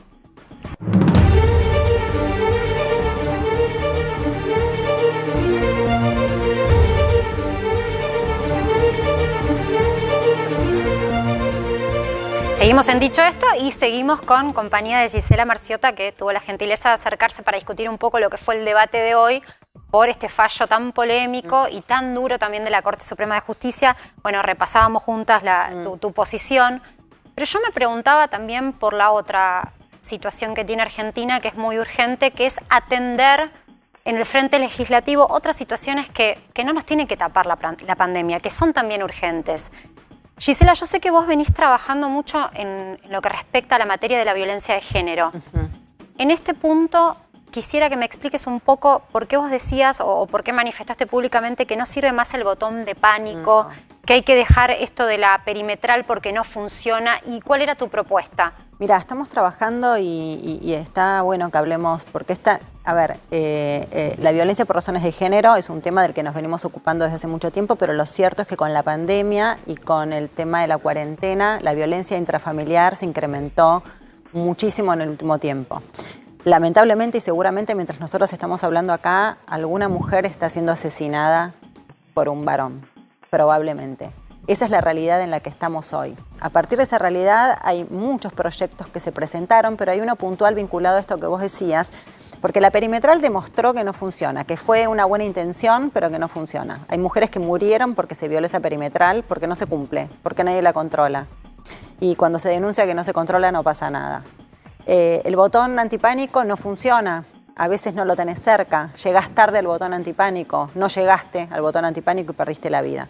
Entonces lo que presentamos, hay dos proyectos que por suerte se están trabajando en forma unificada y que estamos muy prontos a que tenga un dictamen. Esto quiere decir que si tiene dictamen pronto se puede tratar en el recinto y eso es muy importante, que lo venimos trabajando desde el despacho con el que yo trabajo, con mi equipo de asesores y asesoras, y otro de la diputada Cristina Álvarez Rodríguez, que es para instrumentar lo que se llama dispositivo dual, que lo tiene tanto la víctima como el victimario. Contanos bien de qué se trata esto. Es un concepto muy nuevo, tal vez para algunos como yo. A ver, sería como una pulsera que me ponen a mí y otra voz que tienen que estar a determinada distancia, que si vos o yo, cualquiera de las dos, traspasamos esa distancia, eso es un dispositivo que suena y a vos te van a detener. Ah, bueno, esto es muy importante. Esa es la forma. ¿Y tenemos la tecnología como para poder aplicarlo en lo inmediato? Lo más importante es que esos dispositivos están. Nosotras, tanto la diputada Cristina Álvarez Rodríguez como yo en su momento también fuimos, por esto depende del Ministerio de Justicia de la Nación, antes de presentar el proyecto nos interiorizamos respecto de si estos dispositivos estaban o si había que salir a comprarlos, ¿no? Porque eso ya sería una partida presupuestaria extra que se necesitaría. Los dispositivos están disponibles y no se están usando, con lo cual esto en el momento que tengamos el dictamen y avance se puede aplicar inmediatamente una vez que sea promulgada la ley y la verdad que sería una forma de contener y mucho a la mujer que sufre violencia por razones de género y protegerle la vida, básicamente. Qué importante esto, ¿no? Porque la pandemia, por supuesto que es un motivo urgente, pero eso no significa que no haya otros motivos urgentes que atender. Y daba la sensación como que el Congreso, el Senado, estaban muy orientados a otras cuestiones. Bueno, de hecho, ahora se va a tratar un proyecto de ley sobre las facultades de Poder Nacional y de las gobernaciones para tomar ciertas decisiones en pandemia, pero vos fíjate este tema que te está planteando Gisela, que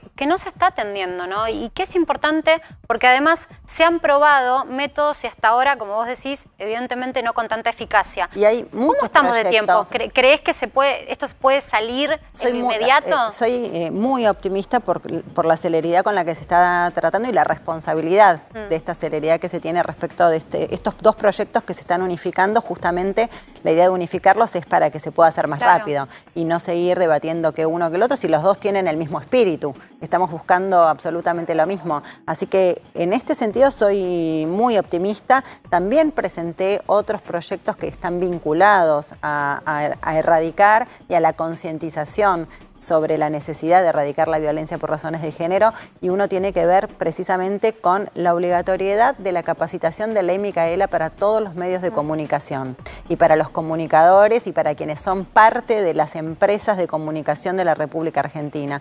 La idea es que todos los medios de comunicación que reciben pauta oficial tengan la obligación de capacitar con la Ley Micaela a todos sus trabajadores y trabajadoras, que estén adelante de cámara o fuera de cámara. Eso no tiene que ver solamente con quien comunica, sino con todo un personal que trabaja en un medio de comunicación. Está bien, y es la divulgación, además, con precisión y certeza. Pablo. Gisela, te cambio un poco de foco nada más.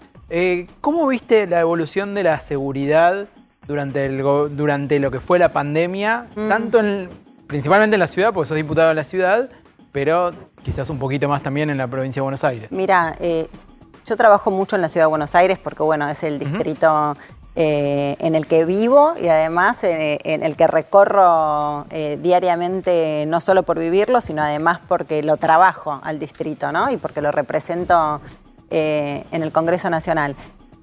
Trabajamos desde el Observatorio Gente en Movimiento todo el año pasado justamente un índice de calidad de vida que íbamos midiendo qué pasaba con la seguridad en la Ciudad de Buenos Aires y qué le pasaba al vecino y a la vecina. La realidad es que obviamente que el miedo a salir a la calle se fue incrementando a lo largo de toda la pandemia. Por ejemplo, 9 de cada 10 vecinos de la Ciudad de Buenos Aires, y esto es transversal a todos los barrios, por ejemplo, nos decían que no se animaban después de las 6, 7 de la tarde a ir a un parque de la Ciudad de Buenos Aires. El 90%. Sí. 90% tiene miedo cuando sale. Sí, tiene miedo cuando sale. Obviamente. Y ahora se debe haber incrementado, me imagino, Gisela, porque de verdad que nosotros que venimos trabajando, te debe pasar a vos también en horarios, pues somos esenciales y podemos hacerlo. El vacío después de las 8, no hay nadie en la calle. El vacío y que ya es de noche. Da miedo, el tema impone... tiene que ver con la oscuridad también. Sí, claro. Y cuando evaluábamos ese índice a lo largo de todo el año pasado, hasta ahora, hasta marzo es el último que tenemos, bueno, ahora tenemos que tener el de abril, que vamos a tener en breve, lo que nos iba dando, cuando vos medís un índice de calidad de vida, lo que vas midiendo es qué percepción tiene la gente sobre la seguridad, qué percepción tiene sobre el medio ambiente, sobre el ambiente en general, qué percepción tiene sobre la educación y sobre la salud. Son como las variables a tener en cuenta para que vos digas que vivís en buenas condiciones. En toda la pandemia, lo que se sostuvo a lo largo de toda la pandemia, hasta marzo de este año, es que la mitad de los porteños o las porteñas, si tuviera la posibilidad, se iría a vivir a otra ciudad. Con lo cual la calidad de vida evidentemente no es buena. Y uno de los factores centrales tiene que ver con el miedo a salir a la calle. Y ya eso en general se daba en todos los horarios, en todos los barrios. Lo que va variando de acuerdo al barrio es el miedo al tipo de delito que se tiene. En algunos barrios tienen más miedo al arrebato, en otros miedo a que tengan y sufran algún tipo de robo violento y ya no un hurto. Bueno, van variando el tipo de delito de acuerdo al barrio. Pero el miedo... Y al miedo a que les pase algo, a que nos pase, porque me incluyo, es transversal. Bueno, planteabas recién el tema de la violencia de género y cómo con la pandemia hay que atenderlo porque crecen los casos. Sí, y tal vez no tanto las denuncias, que es lo más triste. Pero por lo pronto, ¿crece también el delito violento, el que acabas de hacer referencia? No, nosotros no tenemos contemplado eso en lo que veníamos estudiando. Sí, el delito a lo largo de todo este control que nosotros llevamos, pero no es que en pandemia hay delito más violento que antes, no. El tema del delito se sostiene, te diría casi como amesetado, pero no porque haya más violencia. Y las personas en situación de calle, da la sensación, no hay estadística, pero sí que... hay más cantidad, y no solo por pobreza, sino también ahí tenemos que hacer referencia a la canasta de indigencia.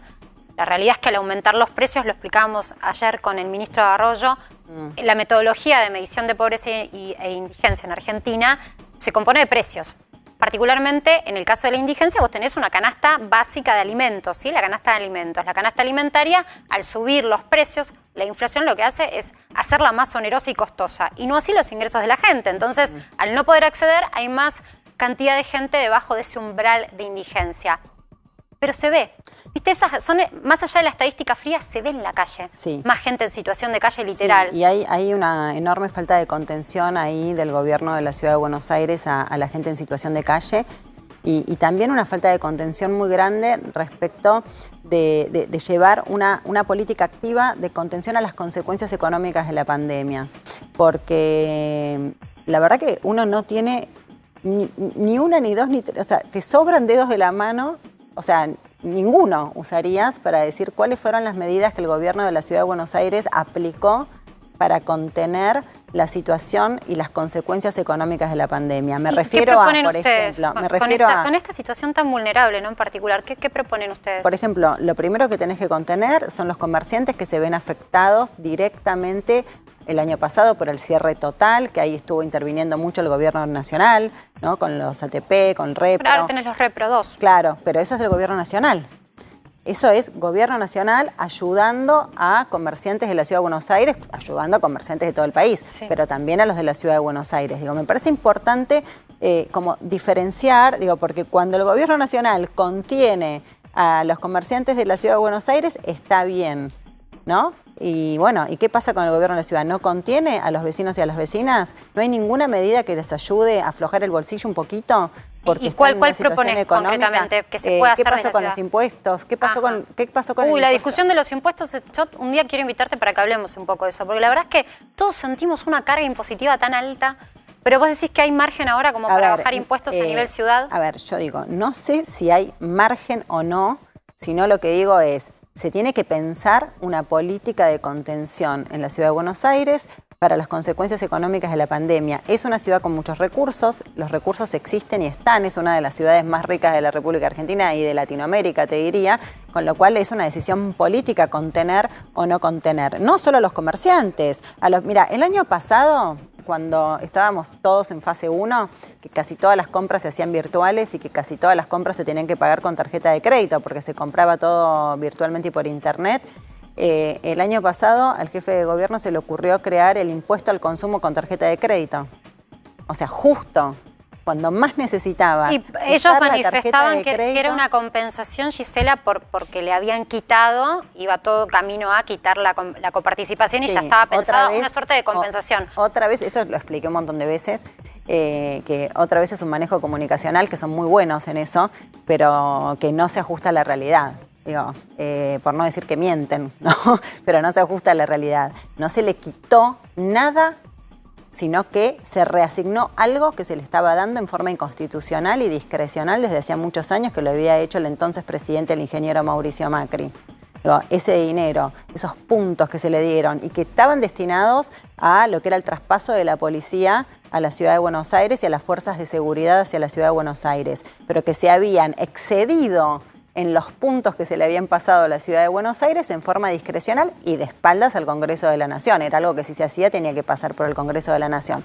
Lo que hizo el presidente Alberto Fernández, y otra vez estamos yéndonos, como yo digo siempre, como debates periféricos que poco tienen que ver con las preocupaciones que tienen la gente cuando nos está mirando, que dice, está explotando el sistema sanitario y estamos hablando de esto. Bueno, esto no tiene que ver con quitarle nada a la ciudad de Buenos Aires. Simplemente se reasignó porque no correspondía. Vivo en la ciudad de Buenos Aires y quiero lo mejor para la ciudad de Buenos Aires. Y quiero más, insisto, queremos desde el Frente de Todos colaborar con el gobierno de la ciudad de Buenos Aires, dialogar con el jefe de gobierno de la ciudad de Buenos Aires, sentarnos a hablar con la ministra Acuña de cómo sigue la cosa en la ciudad de Buenos Aires con los estudiantes, con los alumnos, qué pasa con la conectividad, qué pasa con la infraestructura en las escuelas, que se les sacó presupuesto 500 millones de pesos en los últimos 3 meses tenían que reparar cuestiones eléctricas, tenían que impermeabilizar los techos porque había goteras, reparar vidrios rotos. Bueno, queremos colaborar con todo lo que se pueda colaborar para mejorar la calidad de vida, sobre todo en esta situación extraordinaria que se vive,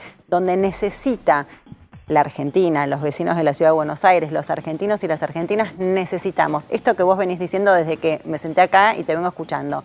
El diálogo, que dejemos de ser ustedes, nosotros, ellos, nosotros, que seamos argentinos y argentinas, que tenemos un mismo enemigo en este momento, un único enemigo, y tiene que ver con el COVID, y tiene que ver con la pandemia. Para eso no puede haber oficialismo y oposición. Tenemos que ser argentinos y argentinas con un mismo y único enemigo y con una única prioridad, la salud. Gracias. Y mantenernos con el tema de violencia de género, porque la verdad que me parece un hallazgo esta propuesta que trasciende lo político y que va de la mano de las necesidades de la agenda. Muchas gracias. Bueno, ahora sí damos vuelta a la página a medias, porque yo les decía más temprano hoy, hay que entender que en la pandemia y las discusiones políticas en Argentina todo tiene que ver también con la economía. Y ya estamos con Orlando Ferreres. ¿Cómo estás, Orlando? Gracias por venir hasta acá, muy bien, por sumarte presencialmente. La verdad es que Orlando es titular, por supuesto, de la consultora que lleva su apellido, pero me parece central un poco este debate, ¿no? Que es las consecuencias de determinadas decisiones políticas sobre la economía. Hoy más temprano planteábamos, ¿habrá tenido que ver en la suba del contado con liquidación, uno de los dólares paralelos pero legales? La suba que se dio hoy, en un momento tocó los 160, después bajó un poco por intermediación también de venta del gobierno. ¿Habrá tenido que ver todo este ruido, la Corte Suprema de Justicia? Seguramente que sí, tuvo que ver. Porque es un mercado que funciona mucho por rumores, funciona porque es un mercado libre y que depende de variables que no están dispuestas controladas por el Banco Central del todo. Tiene que intervenir vendiendo bonos o vendiendo dólares y de esa manera logra regular el precio. La verdad que lo logró bastante bien en los últimos tiempos porque estuvo el dólar paralelo, estuvo a 195 pesos y ahora está a 160, 156 creo que está hoy. Creo que ese número muestra más bien la operatoria del Banco Central, o sea que estuvo bien, pero siempre que se generan ruidos y dificultades, aparece esta suba. Es un desafío, ¿no? Contener la brecha, en realidad, que es la separación entre el tipo de cambio oficial y los paralelos. Claro, porque está más o menos, va a quedar así hasta fin de año, yo creo que eso te iba a decir. Esta diferencia, yo digo que es un divorcio, en realidad, porque es un 70% la diferencia. Sí, entre más o menos 70, 65, 70. ¿Vos proyectás que esa diferencia se va a mantener? Se va a mantener, sí, porque además también existe el impuesto país, que te lleva a 165, o sea que si no eliminan ese impuesto, obviamente el mínimo para bajar está ahí, en ese valor, no va a ir más abajo. ¿Por qué tocamos el tema dólar? Por supuesto que el que tiene un ahorro siempre en Argentina piensa cómo resguardarse y el dólar ha sido siempre una de las herramientas. Es un resguardo. Es un resguardo. ¿Va a seguir siendo un resguardo?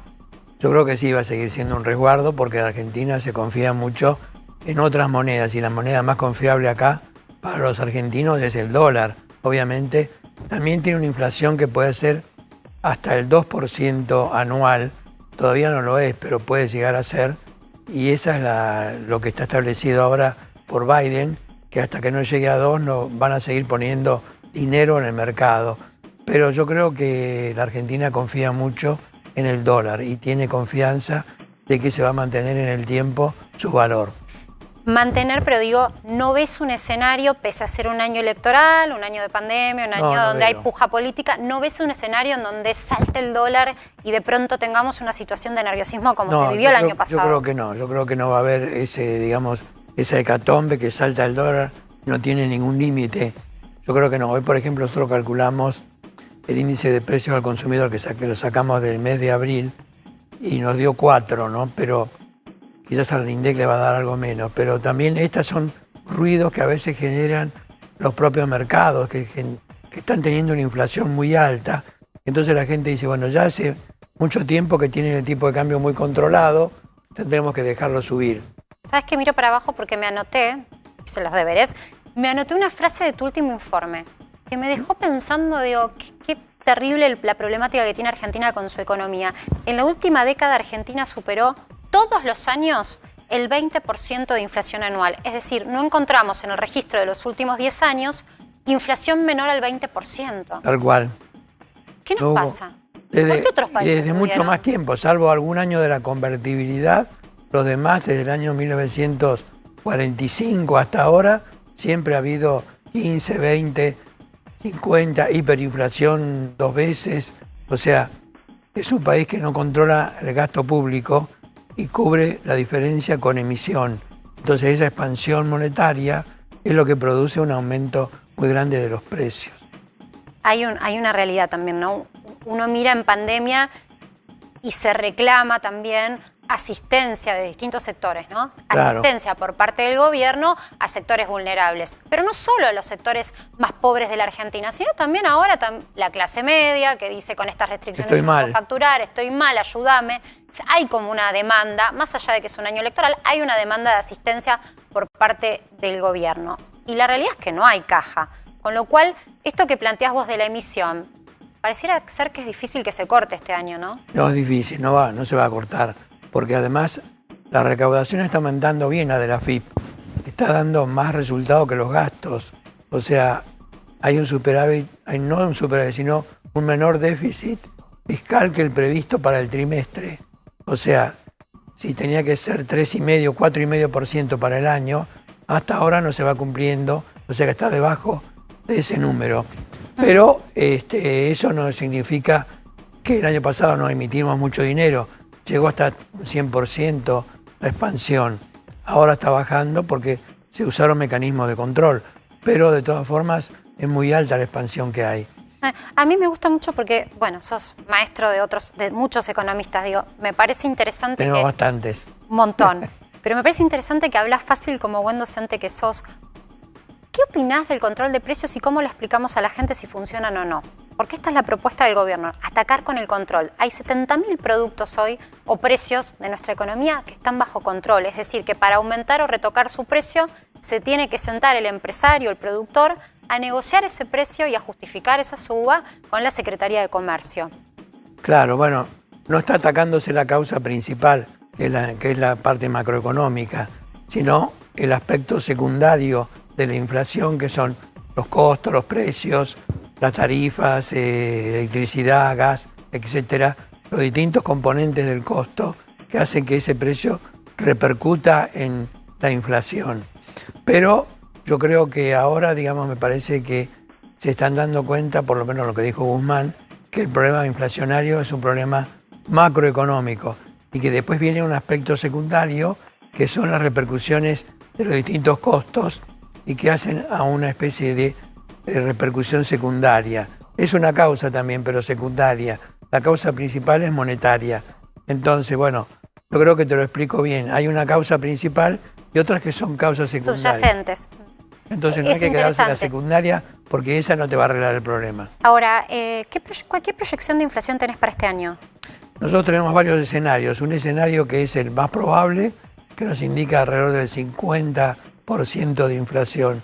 Y un escenario oficialista, porque Guzmán dijo que va a bajar la evolución del tipo de cambio y de otras variables, como son los precios de los servicios públicos, de manera tal que eso le va a dar un escenario oficialista, lo llamamos nosotros, pero no da 29, da 40. O sea que también tenemos... O sea, el escenario más optimista, para ponerlo en claro, es 40% de inflación. 40%. Y después tenemos un escenario pesimista, que es poco probable, pero que da cerca de 70% de inflación, pero poco probable, muy pero poco eso, probable. ¿por qué daría un 70%? ¿Qué variable se tiene que...? Articula el tipo de cambio. Ah, pero no es lo que vos ves como probable. No. Ahora, me tomo del optimista que es 40%. Y yo miro el grueso de las paritarias han cerrado por detrás hasta ahora del 35%. Sí, el acuerdo. 32 en promedio. 32 es el promedio. ¿Y entonces ahí puede haber una presión de los gremios? Sí, puede haber cuando esté por llegar la elección para que se dé un reajuste, digamos del 10% o algo así, para tener un aumento de 3, 4, 5% en términos reales. Porque el producto de este año va a crecer 8 con el ajuste del arrastre, que es 8% entre diciembre y el promedio del año, da 8. Pero con estas medidas que se adoptaron ahora va a caer un punto, o sea que 7. O sea que el aumento del producto de este año del país va a ser de 7%, que es un número bastante grande, pero menor al 9,9 que cayó en el 2020. O sea, no se recupera. Claro, o sea, venimos del tercer subsuelo y estamos ascendiendo un piso, 2 pisos. Seguimos ni en planta baja. Es importante esto. Lo último, ¿qué tan cerca estamos de un acuerdo con el Fondo Monetario Internacional, Orlando? Yo creo que estamos bastante cerca porque es la única solución de tener un plan más o menos creíble para el futuro. Está bien que algunos dicen que eso es un problema del gobierno que quiere hacer un acuerdo con el acreedor importante de la deuda, pero yo creo que el Fondo Monetario, si bien hay un programa, es el Extended Fund Facilities, facilidades extendidas a 10 años, yo creo que esa cantidad de 10 años va a exigir una serie de condicionalidades que te van a exigir mucho respecto de la parte fiscal y que ya Guzmán está tratando de cumplir por ahora antes de que le llegue el acuerdo.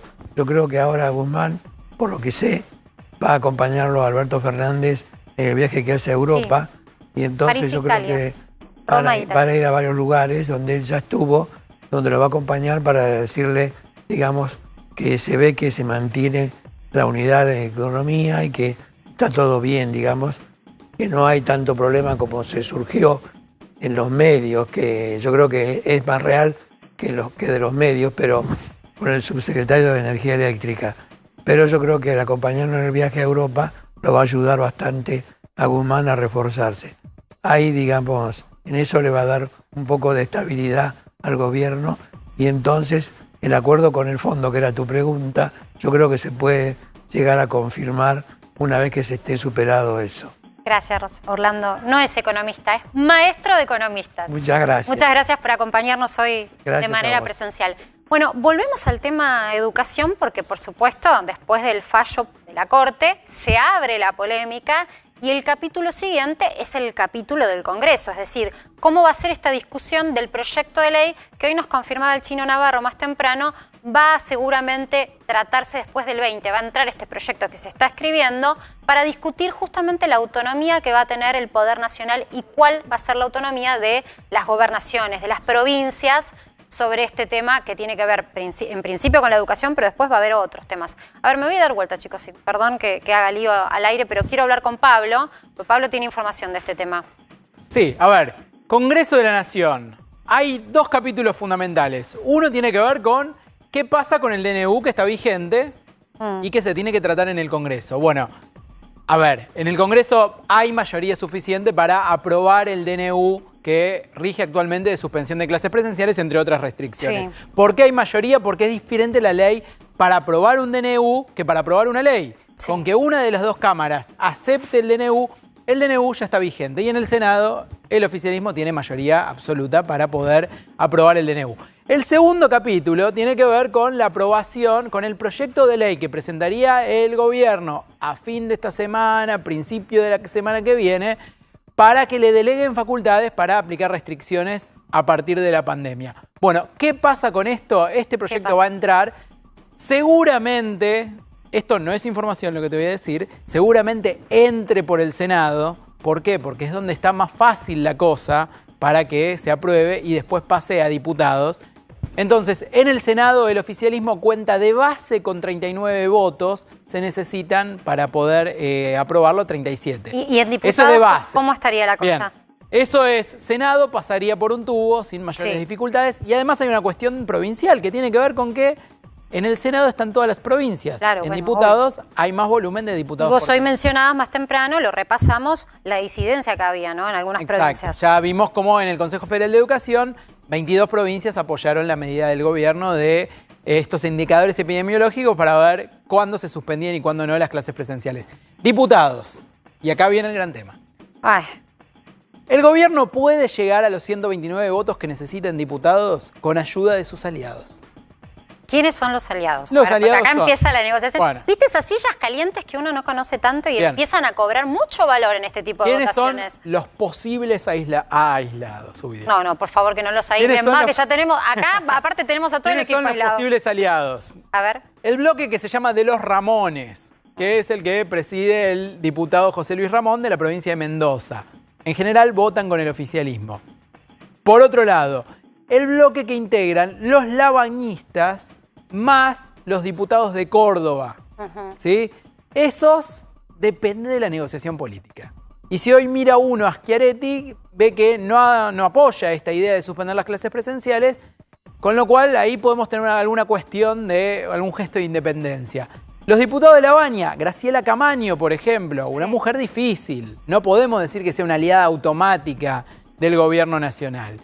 Y después tenés, por ejemplo, otros bloques como el del Movimiento Popular Neuquino, que seguramente apoye, y los diputados de izquierda, que siempre son una incógnita. ¿Sí? Bueno, ¿qué en tema, general, no? ¿qué hacen? Se oponen a todo, pero bueno, ¿se opondrán o no a esto? ¿Estarán dispuestos a hacerle el juego a Horacio Rodríguez Larreta con la presencialidad de la... Pablo, quiero decirte que se está escribiendo en este momento el proyecto, pero ya seguramente están discutiendo por esos votos, o sea, se está negociando. Y te dejo una cuestión más, porque dijimos se necesitan 129 votos, pero 129 votos es si todos están sentaditos en sus bancas. Siempre puede aparecer alguno que está enfermo, que no puede ir... Digo, y hoy hablábamos, 22 provincias apoyaron en el Consejo Federal de Educación. 2 de esas provincias son de Juntos por el Cambio, Corrientes y Jujuy. Los diputados de Juntos por el Cambio, ¿se van a sentar a votar en contra de la delegación de facultades a Alberto Fernández? Todo indica que si el gobierno hace bien las cosas, puede conseguir una aprobación también en diputados para delegación de facultades, pero de todos modos va a ser un debate muy caliente. Muy, seguro. Ahora, me parece que es central también seguir conociendo posiciones sobre lo que es la escolaridad. A nosotros nos preocupa mucho, y lo manifestamos desde muy temprano, ¿no? El tema de tener estadísticas sobre cómo quedó la educación. Porque ese es el debate que se viene. ¿Quiénes aprendieron, quiénes no? En este momento estamos en comunicación, a ver si nos escucha, Blanca Inés Osuna. Blanca, porque creo que se había cortado antes, diputada nacional por Entre Ríos para el Frente para Todos. ¿Cómo estás? Buenas noches. ¿Qué tal? ¿Cómo les va? Buenas noches. Bueno, queríamos conocer tu opinión. Estamos conociendo distintas voces. Más temprano hablábamos con gente de Juntos por el Cambio, tenemos información también desde el gobierno, mostrábamos la opinión de Gisela Marzota, queremos conocer la tuya. La verdad que la preocupación es mucha por distintas razones, pero la primera creo que hay, mirándolo desde esta ciudad donde yo vivo y donde viven miles de personas que en estos días no mandan a sus hijos a la escuela porque el gobierno ha dispuesto que tanto en Paraná, Concepción del Uruguay, Gualeguaychú y 2 comunidades más no haya clase por una semana. Y la preocupación sobre todo es, y el hastío, porque el debate que se ha dado y la atención en la ciudad de Buenos Aires nos rememora al inicio de la pandemia del año pasado, donde cuando el presidente adoptó la decisión vía DNU del aislamiento obligatorio, en estas comunidades no había un contagio. La peste, la enfermedad, llegó desde Buenos Aires. Desde ahí se expandió. Y entonces ahora nos preguntamos, sinceramente, bueno, ¿qué es lo que va a pasar con esta decisión donde el gobierno de la ciudad o quien gobierna la ciudad está empecinado en sostener la presencialidad en la ciudad más rica del país, donde podría tenerse absolutamente resuelto la educación de los chicos y chicas en una etapa complejísima como esta, con otras vías? El año pasado también desde el Congreso, en la Cámara de Diputados y en Senado, aprobamos una modificación de la Ley de Educación Nacional. En su artículo 109, que es el que modificamos, dejamos abierta la posibilidad de que en la escolaridad obligatoria, eso es el nivel inicial, el medio y el primario, se pueda enseñar y aprender a distancia. Eso no estaba en la ley, justamente estaba fuera de la educación obligatoria esa posibilidad, y lo incluimos con iniciativas que eran tanto de Juntos por el Cambio como del Frente de Todos y de la izquierda, y fue aprobado por unanimidad. O sea, esa vía, esa forma, realmente está disponible. Blanca, y creo que... Perdón que te tenga que interrumpir. La verdad es que se nos cayó la plataforma de Zoom. Creo que hubo un problema incluso a nivel global. Queríamos tenerte y verte y no pudimos hacerlo, por eso tardamos en conectar con vos. Yo te comprometo para mañana volver a charlar con vos si querés, porque nos quedó muy poco tiempo. Me parece crucial este tema que estás planteando y conocer, como siempre proponemos, las distintas opiniones sobre la realidad. Quédense con A24.